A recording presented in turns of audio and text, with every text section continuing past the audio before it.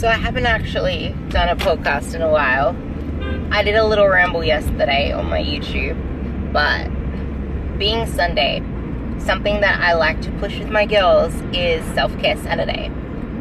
And I really want to talk about actually putting yourself first and loving yourself enough to invest in yourself.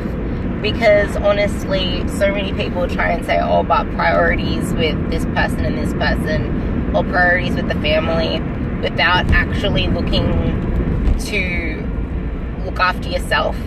Because I say so many times, if you don't look after yourself and put yourself in a position where you can have a lot of confidence, energy, self-love, like actually feel good about yourself, then what do you think the people around you are going to actually benefit from you?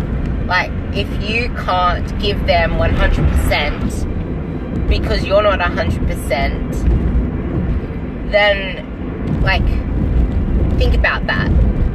Because I know for me, when it comes to, for example, like, my one and only is my team Ruby. Like, I love coaching so much. Like, I love what I do.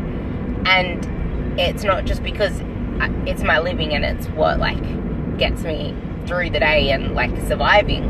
But because every single time I get check-ins of success and seeing people actually putting themselves first, like, self-empowerment, self-love, and just seeing them grow mind, body, and soul, I don't know why, but it literally lights up my world, and I feel so fulfilled from that.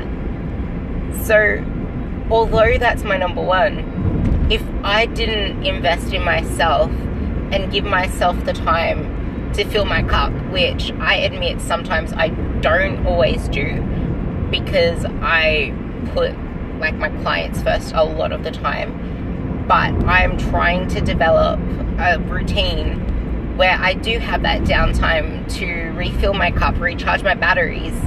Because if I don't do that, then I can't give them the 100%. And I can't, like, be 100%. So you need to make sure, this is going to sound so, like, spiritually soulful or whatever, but it is so true. Make sure that you do refill your cup and your batteries, and make sure that you're always striving to be in your peak state. And I like to refer to it as your peak state because it just sounds like it's your best self. You're not aiming for anything outside of what you actually are. It's your peak state, and your peak can be any level that you can accomplish in that moment, but you know when you're in your peak state.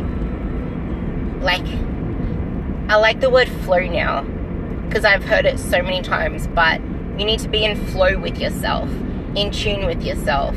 Know what it is that makes you tick. Like, I say to a few girls every single time, even when it comes to, like, their relationship issues, because I listen to them, like, as a coach, you need to be able to do the psychological side of things. So I do that all the time with my clients. Back to what I was saying. When I listen to, like, relationship issues or family issues or stuff like that, I say, okay, so who are you? What do you identify with, and what are your passions?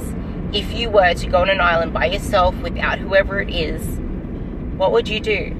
What would you be thinking of? What would you take with you? Know who you are and what your passions are and what it is that makes you tick. Because, like, especially if you're introverted like me, or you have a large, like, I think of introvert and extrovert as like a thermostat.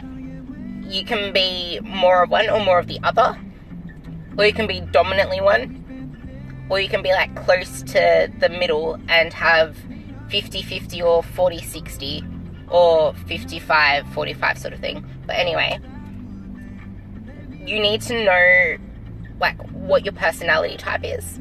Know who you are and spend time with yourself.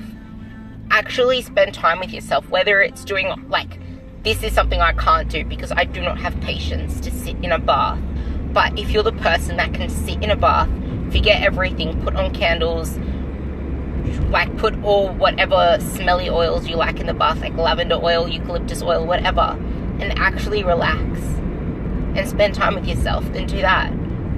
Or if it's something like walking in nature, or walking along the beach, or feeling the sand between your toes, like actually trying to incorporate all of the senses, something that so many of us lack these days.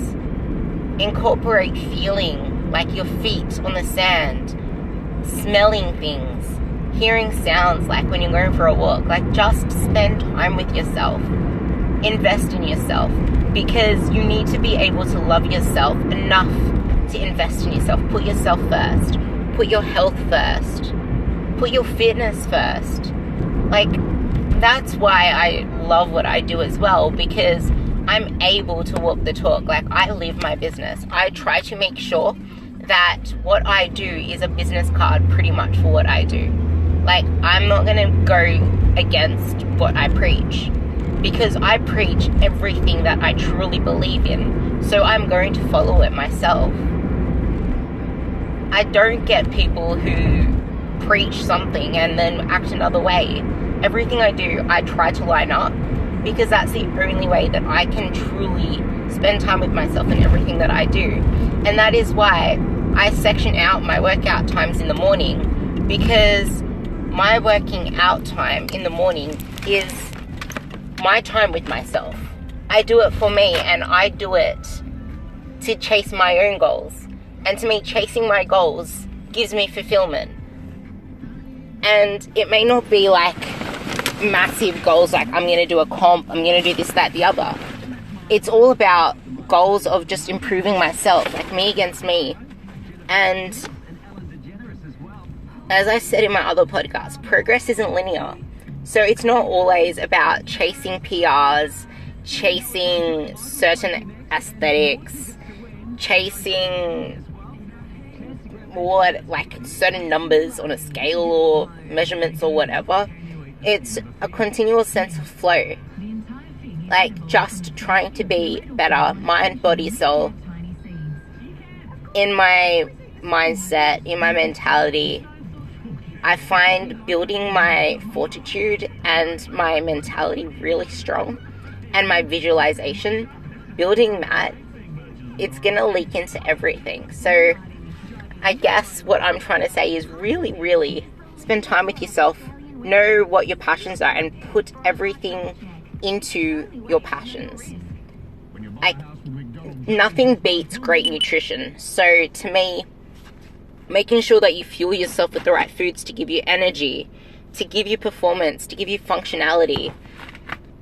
Like, the foods that you pick influence your hormones, your mood, your emotions, how satisfied you feel with yourself. Because if you don't eat accordingly to that, you're gonna feel shit, and you're gonna feel like you have no control over your body. You're gonna feel like you have no control over your life, because you're not actually looking after yourself. And the same comes with having a routine for the gym, or working out at home, or going for walks, or whatever it is you do for fitness. That is investing in yourself. And in doing that, you're going to feel better, and it's going to leak into every aspect of your life. Like, I have a few really overweight ladies that are with me, and every time they check in, because when you're really overweight, you will actually see the scale moving much more than someone who's more of an average body weight. So I get them to check in their weights daily, and they always say they have much more energy. They feel so much better. Their skin's clearing up. They're able to play with their daughters more.